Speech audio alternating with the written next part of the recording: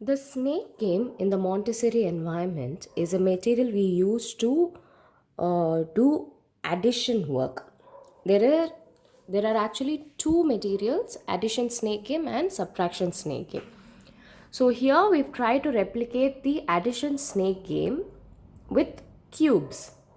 Okay, and so this is the setup. You have to place the black and white bead bar charts in this particular order. Then this represents the golden bead bars that we have in the snake game set, and these are the color bead bars, okay, or color bead cubes.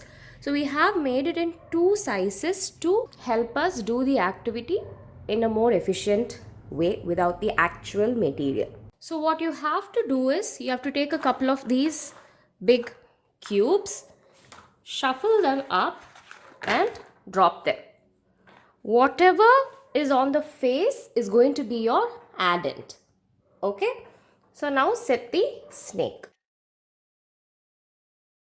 We call it the snake because when we are working with the beads, we place the beads in a zigzag manner. So it looks like a snake, and that's how the name snake game. Okay?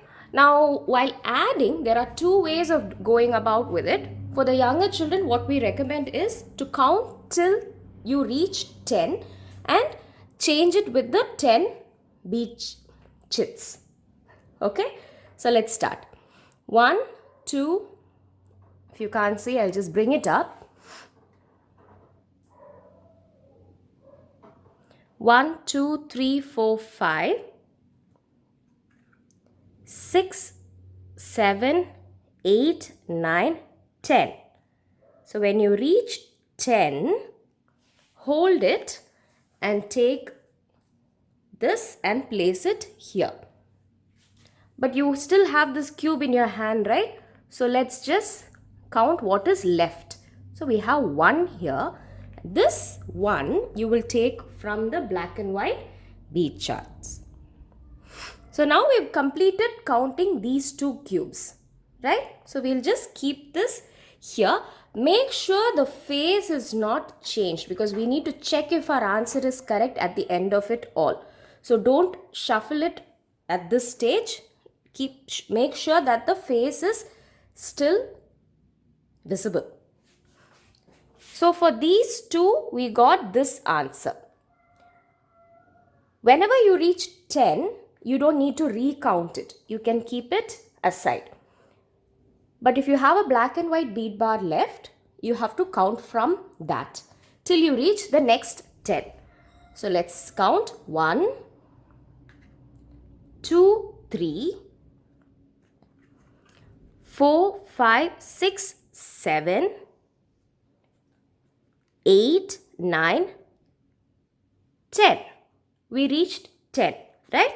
So we'll take a 10, keep it here, and all these together also we got 10. So we'll keep it on this side and keep this also back.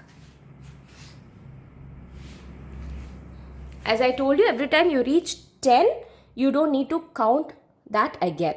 So let's count what's left, that is these two. 1, 2, 3, 4, 5, 6, 7, 8, 9, 10. Place your finger on top of that particular bead. Take a 10.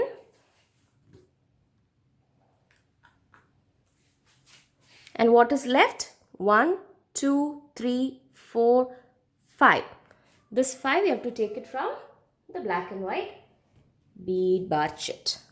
So we've completed counting all the addends from the cubes. And the answer we got is 10, 20, 30, 5. This is how you do addition. Now you can stop here. For the young ones, actually we don't mind if they stop here.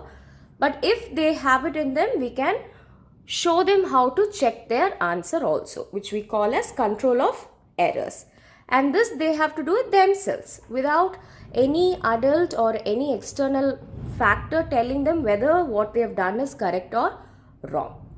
So the way to go about with control of error is So this is the answer and these are the addends.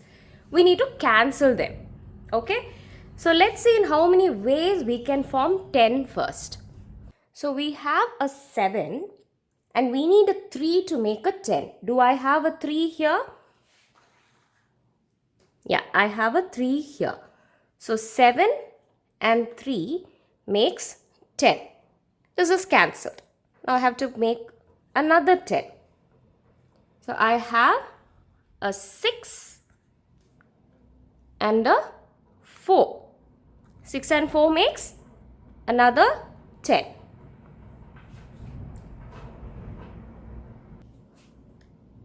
I have to now cancel this 10. I have an 8 and a 2. 8 and 2 makes another 10. Now what's left is this 5 and I have a 5 here to cancel it. This is how I know that whatever addition I did is correct because the addends and the answer are cancelled. Now for the other way of doing addition, which we recommend to a little older children who have an idea about the basic combinations in addition, again take the cubes, shuffle them and drop them. See what's on the face and make a snake. Okay. Here what you have to do is take two cubes at a time and add them. So 5 plus 5, 10.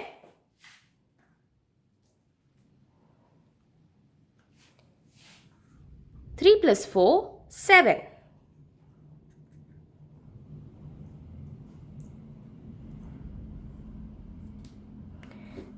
And because it's a black and white bead bar, you have to add that with the cube. So 7 plus 8, 15. So keep this back, take 10 and 5. And keep this also back. Now 5 plus 3, 8.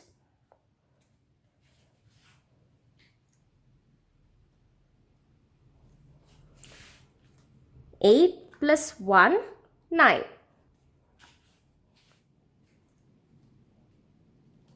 So the answer is 29.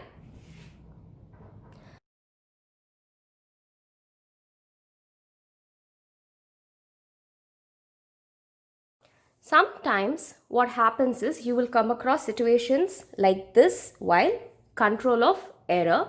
That is when the small cubes come into play. So let's start cancelling the tens. Okay. So I have a 9. Okay. And I need 1 to cancel. But I don't have a 1 here. So what I'm going to do is I'm going to take any cube from here. Okay, doesn't have to be only 2. It can be any cube. Okay, let me take 5. So I need 1. So what I'm going to do is I'm going to change this one big cube into 1 and 4. So 1 and 4 makes 5. So I'm going to change this one cube. So I'm going to keep this back here. I'm not going to bring it back here. I'm going to keep it back here. Instead of that, I'm going to take this 4 and 1, which is 5. Now I have 1 to cancel this. 10. So 9 and 1 makes 10. Let's cancel another 10. So I have a 6 and now I have a 4. So 6 and 4 makes another 10. That's cancelled. Let's cancel one more 10. So there is again 6. But what I need is, I need 4. Right? I don't have a 4. I need to take one of these big cubes and change them. It can be any cube that is more than 4. Get the logic, right? So I'm going to take 7. So for 7, I need a 4 first. 4 and 3 makes 7. So I need another cube that has 3 on the face. So 4 and 3 makes 7. So I'm going to take this 7, change it for those two. So I'm going to keep this here. Now I have a 4 to give here to cancel this 10. So 6 plus 4, 10. Now I have to cancel this 10. I have a 9, so I'm going to use that, and I need 1. But I have a 3 here and a 2 here.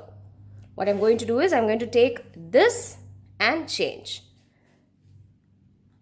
I need 1 and 1 makes 2. So this is going here. Instead, I'm going to bring these two small cubes. So 9 and 1 makes 10. What is left is this 4. And here I have a 3 and a 1 to cancel it. I'll keep it here. Only when you come across a situation where you need change for the control of error, you use the small cubes.